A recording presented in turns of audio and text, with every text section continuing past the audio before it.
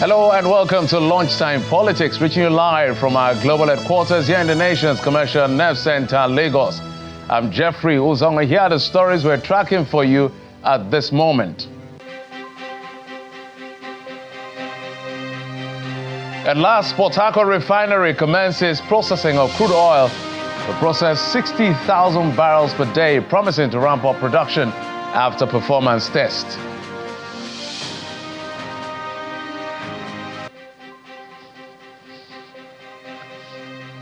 The Nigerian government needs more borrowings to fund its budget, even though some MDAs have surpassed their revenue target. And that's according to the Minister of Finance, Wale Edun. We'll find out what this means on the program.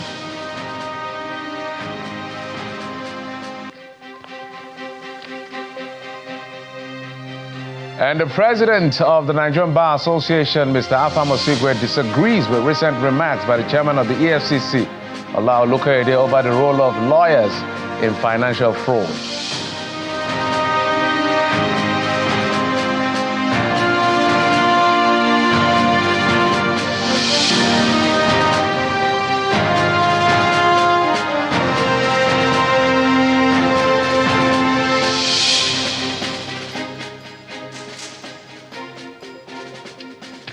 All right, welcome to your midday gateway to the polity. Let's begin with the great news. After failing to meet several deadlines, we woke up to the good news that the Port Harcourt Refinery has finally commenced processing of crude oil with trucks loading beginning today.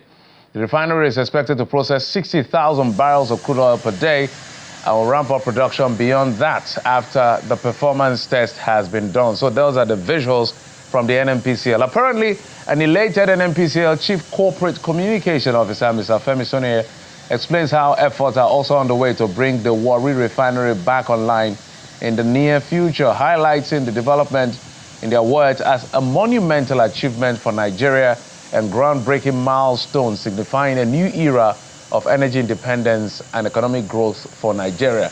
Recall that upon its assumption of office in August 2023, the Minister of State for Petroleum Resources, Mr. Henneke Lokbobri, said the Port Harcourt Refinery will begin production in September of that year before it was pushed forward to December of that year, not meeting the deadline. In March the following year, the Group Managing Director of the NNPCL, Mr. Amele Kari, said the refinery will begin production in April and then shifted to some other more dates to criticism of Nigerians.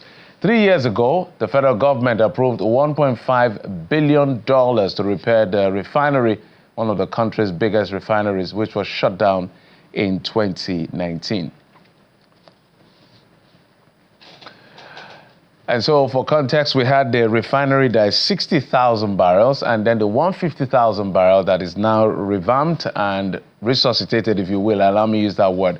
And we understand that 60,000 barrels is what will be produced, and then they'll ramp it up to 90 as fast as possible. But we're going to get comments from the NNPCL at some point, perhaps not on the show, but maybe other time.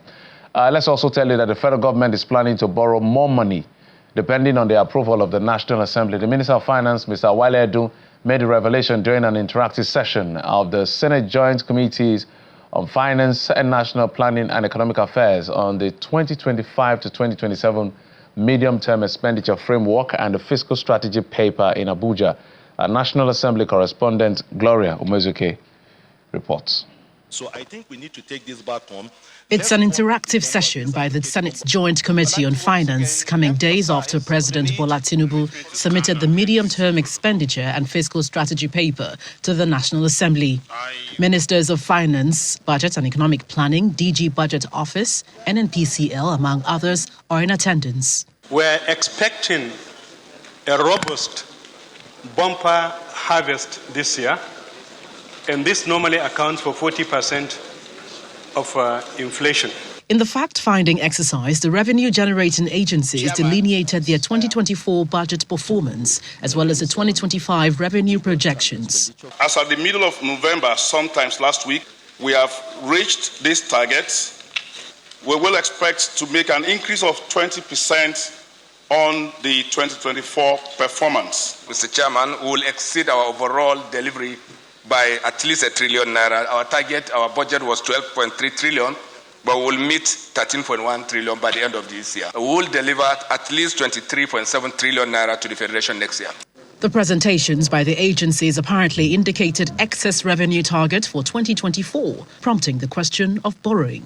All the presentation made, they said they have made their target. What has been collected is over 51 trillion naira.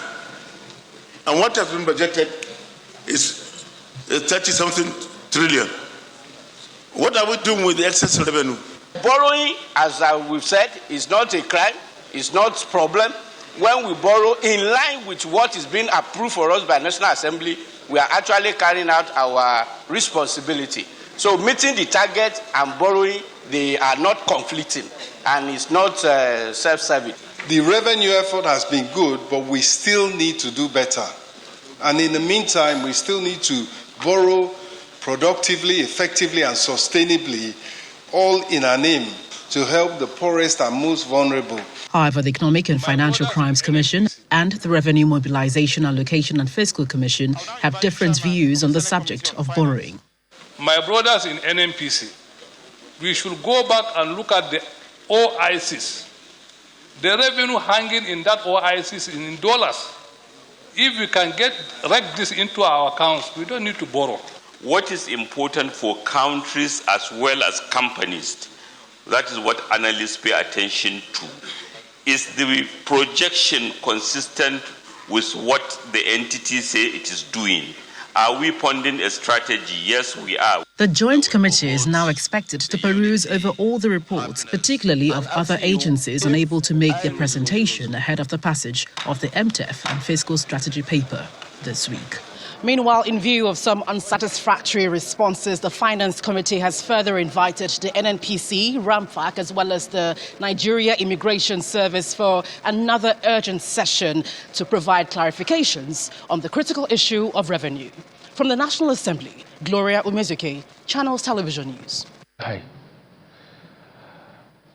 And to more stories now, the president of the Nigerian Bar Association, Mr. Afam Osigwa, has expressed strong reservations over remarks by the chairman of the Economic and Financial Crimes Commission, the EFCC, Mr. Ola Olukayede, over the role of lawyers in financial fraud. Mr. Osigwe, who acknowledged that no profession is entirely free from ethical breaches or misconduct, however, described the sweeping characterization of lawyers as primary enablers of financial crimes as both inaccurate and unwarranted. Mr. Osigwe made these remarks during the unveiling of the 2025 NBA Annual General Conference logo and theme. We do not think that it would be right for any person, whether EFCC chairman or any person for that matter, to tar all lawyers with the bribe of being involved in money laundering. And we issued a statement and we challenged the EFCC chairman to come up with empirical evidence, and that if he cannot, never to make such statements. And unfortunately, he's one of us, he's a lawyer. We issued a statement and we drew his attention to the fact that many men and women who make the investigation and prosecution of the cases by EFCC worthwhile are lawyers. Is he also suggested that those lawyers are aiding money laundering and financing of terrorism? It is common in Nigeria for people to make hasty generalization. And yet, very few lawyers, to my knowledge, have been prosecuted by the EFCC for aiding money laundering. We are proud members of the legal profession, and we draw a line in performing our professional duties and in aiding the commission of crime. We don't do that. There may be a few bad eggs, but that does not represent the picture or the majority of lawyers who toil to build up a reputation of integrity, a reputation of professionalism, and an EFCC chairman should not, for whatever reason, soiling that image by portraying all of us, me and you, as aiders of money laundering.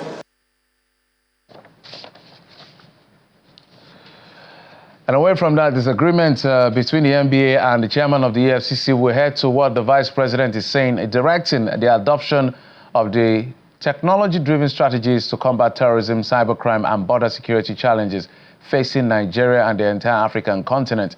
He made a call during a courtesy visit by members of the Executive Intelligence Management Corps 17 from the National Institute for Security Studies, NIST, at the presidential villa in Abuja. According to him, while Africa and Nigeria are currently navigating some of the most troubling times in areas such as security and economy, the challenges require innovative solutions.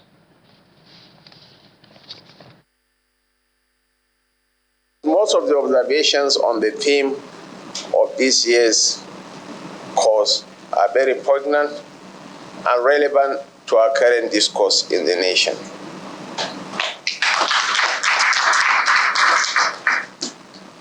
Highlighting the paralyzing effect of fear, Franklin Delano Roosevelt, in his inaugural address on March 4, 1933, said, "The only thing we have to fear is fear itself." I know Africa and Nigeria are going through some very turbulent times, especially in the security arena and in the economic front. And AI presents a vista of opportunities for us to address issues on agriculture, on healthcare, on financial inclusion, and on security issues. I'm an eternal optimist. I believe most of these things are doable. Africa is the youngest continent. The average age of the Nigerian nation is 16.9. And we have a pool of technologically savvy young men that we can harness.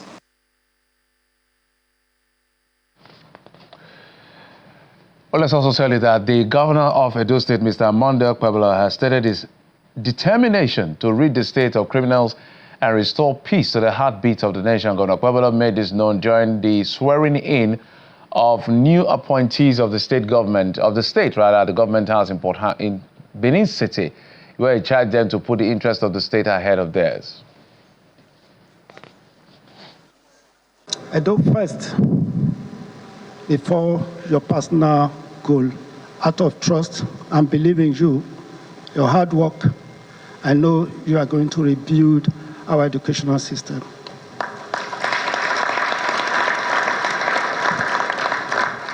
When we say New Edo is rising, this is the time to show it. For the security man, I believe in you. You have been a commissioner of police. You are not just a pushover. It is time to pursue the criminals and send them out of our land.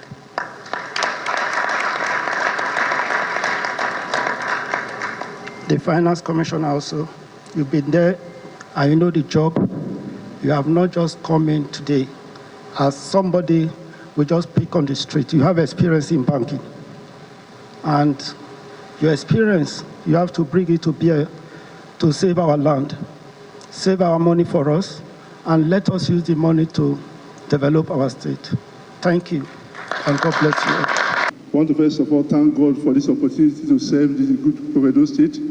I also want to thank the Executive Governor of Edo State, Senator Monday Okpebholo, and the Deputy Governor, then his Right Honorable Dennis Idausa, and the other members of the Executive Council. We are committed to help support the Governor to achieve his 5-point agenda orders so that the Edo will be better. And that's our commitment. Thank you so much, and God bless you. As we talk in politics, a chieftain of the People's Democratic Party, Mr. Segun Sowunmi, is leading a national opposition movement, a project he hopes to use to galvanize Nigeria's electoral landscape ahead of the general elections in 2027.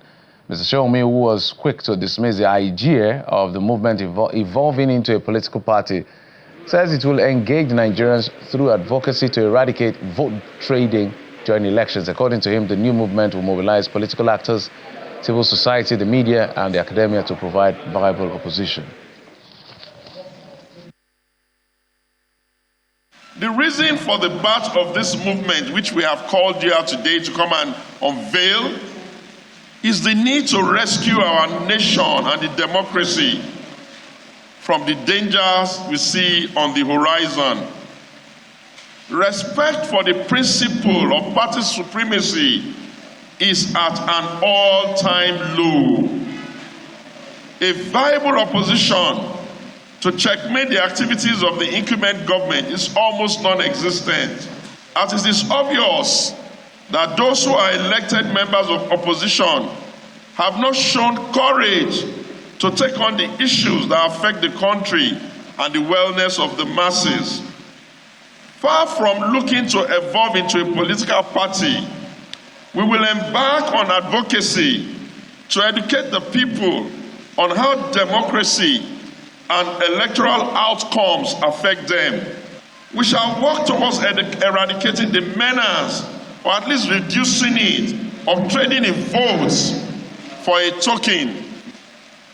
Consequences of obnoxious practices of trading in the votes will be explained through proper education and advocacy.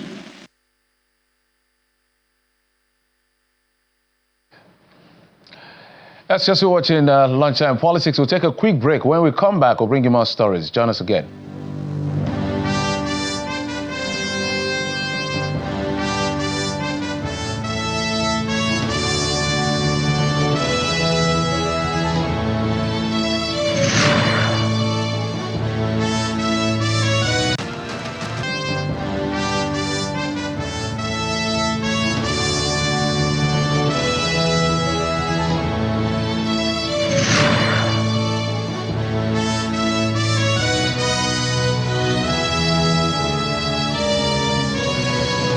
Welcome back. A coalition of civil society organizations and media professionals are calling for actionable surveillance of police operations to human rights violations, torture, and illegal stop and search to build public confidence. Human rights activist Obiora also made the call while presenting a paper on the Nigerian Police Act of 2020 at a one-day training organized for journalists from Nigeria's North Central region by partners West Africa and Nigeria at the nation's capital.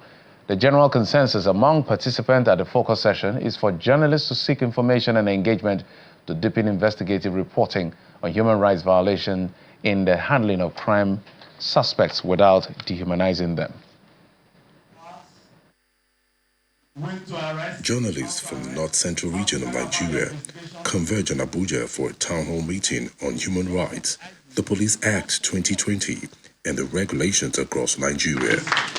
You can hear the man is Participants drawn from Benue, Nasarawa, Niger, Kogi, and the Federal Capital Territory begin the town hall meeting with a call by civil society partners who emphasize the need to be resilient in the shrinking space of press freedom and the need to hold the police accountable by its acts and regulations.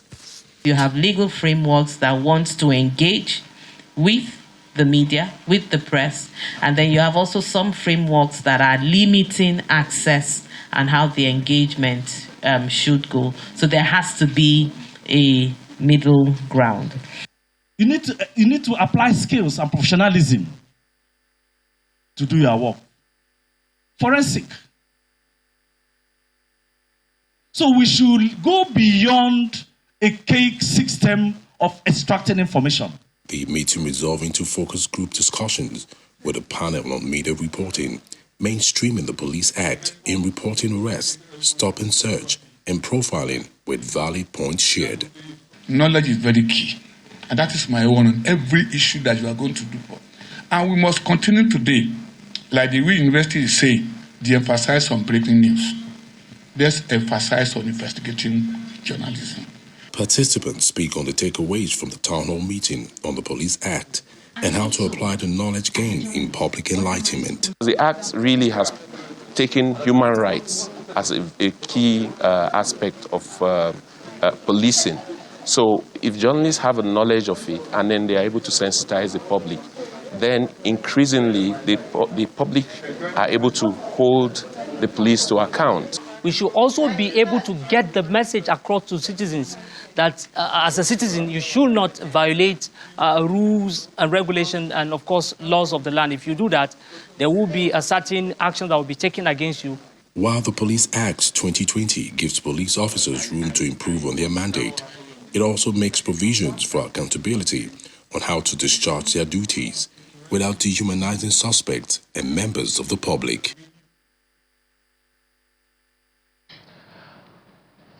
All right, let's get back to our lead story. We're being joined on the program by our correspondent Dele Moyeni, who is reporting to us as far as the refinery is concerned. The refinery that has been, permit my use of word, rehabilitated. You know, there was a turnaround maintenance. It has come upstream. 60,000 barrels per day is going to be produced in the first phase. After the performance test, it increases to 90,000. But Dele has all the details for us. Dele, thank you so much for joining us, and tell us where you are. Okay, yes. Good afternoon, Geoffrey. Good afternoon, wherever you're watching us from the world. This is Channels Television live at the Port Harcourt Refinery. Well, just behind me, as you can see behind me, is the old complex. It's a 60,000 barrel per day facility, and that's the one coming on stream now. What the GCO, who gave us an executive brief much earlier, said was this old complex had to be restricted entirely. So you have new machines, the new equipment that came into the 60,000. Now there's also a new complex just opposite it here. So combined, the Port Harcourt Refinery has a capacity for 210,000 barrels per day. The old one here, which is coming on stream today, the truck house is in a matter of minutes, is a 60,000 barrels capacity. And there will be at least 200,000 trucks being loaded with various products from PMS to AGO to DPK, aviation fuel, out of this facility. And then he has also said that by mid next year, mid 2025, that of course the new complex of 150,000 barrels will also come on stream. So, well, it's good news for Nigerians that finally this particular facility that has been postponed, the truck house officially begins today, Geoffrey. Yeah, Dele, I'm so happy to hear this great news because we wanted to see this. We got tired of the postponement. In fact, we got frustrated. We didn't believe anything the NNPC was saying anymore. We just wanted to see it working, and we're happy it's here. And I wish your camera can pan to see as much. So, but give us some details. 60,000 capacity means that it's coming at full capacity. That will translate to, in terms of PMS, if you look at it's about 4.3 million liters. So, what assurances have you spoken to the workers? What is the general tempo in the area? Because this has been in the working for a long time. Are you seeing trucks coming in? How soon will trucks leave that environment so that Nigerians who don't believe or who still don't believe will be able to say, okay, they heard it from here and this is what is going to happen in the next few minutes? Okay, so two major issues here, Geoffrey. You talked about trucks. Yes, the GCU did say that this 60,000 barrels per day capacity old refinery complex that has now new equipment would truck out at least 200,000 trucks every day. But he's saying, even though there's a lot of pressure from Nigerians that they should strictly do PMS because that's what a lot of Nigerians use. He says that can't happen, although PMS will get a majority of those products, but you also have to do diesel, you have to do kerosene, you have to do aviation fuel as well. So it's a mixture of both. So 200,000 trucks, perhaps maybe out of that 200,000 trucks, maybe 90,000 trucks per day will be for PMS, and then of course other products have to come in. Now talking about trucking, yes, the trucks are coming already, but of course we did raise that issue, that executive brief with the GCO, Mr. Milikari, that look, the LMA road is terrible. I mean, coming into this place, it was something else. There was so much traffic, we had to go through an inner route and all of that. And then he did reveal that, look, Nigerians should be rest assured that what happened in Apapa will not happen here. That the NNPC has an agreement with the federal government, very called a tax credit scheme. So it repairs roads in Badagry, in Niger, across the country, and that this particular road has been included in that tax credit scheme, that this road will be repaired. So that residents of this area should be rest assured that the trucking will not become a nightmare for them in terms of traffic. So yes, a lot of things are going to happen with these 60,000 barrels. However, he's saying that why they stopped talking to Nigerians about this particular facility was because they had made promises over time and it didn't come to fruition. So he said the president gave a directive that until you are ready to produce, don't say anything about this anymore. And the brief to come to Port Harcourt came in the middle of the night, actually, Geoffrey. We just woke up this morning and then there was a manifest. We had to get on a plane and get here. Because he says, the president said, don't talk about it anymore until you are ready to start. And finally, they are ready to start, Geoffrey. Absolutely. So we will say congratulations to Nigeria and to the NNPC on this particular one. We'll continue to watch and see how it plays out. But we must thank you. We're expecting all the details. So get us all the visuals, Dele. We want to see everything. We want to see the trucks driving in, getting, whether it's diesel, whether they are getting PMS, whatever quantity is coming out from all of that processing they are going to do today. We want to see it and report it right here on Channels Television. Our correspondent, Dele Omoyeni, reporting from the Port Harcourt Refinery, the old complex, you say, the 60,000 old complex of the refinery. Thank you so much. And safe trip back to Abuja. Thank you. Thank you, Geoffrey. All right, just before we wrap up, let's tell you that Imo State government has approved the implementation of the 70,000 naira minimum wage. The governor disclosed this at the government house in Owerri, the Imo State capital, shortly after meeting with labor leaders. The state governor also approved the payment of pensions and gratuity arrears for retirees in the state. Our decision to implement the new minimum wage of 70,000 naira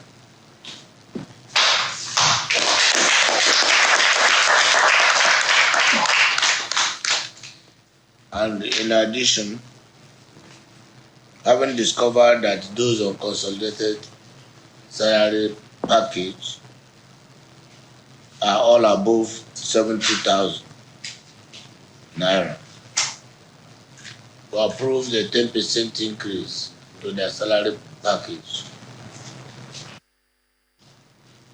We are committed to making sure our workers are happy and our pensioners who born to their youth serving Imo State are adequately rewarded. And having presented this, our labor leaders are happy with it and have accepted it. And we are committing same agreement into writing. So it's my pleasure to announce to you that all labor issues in Imo State have been duly resolved.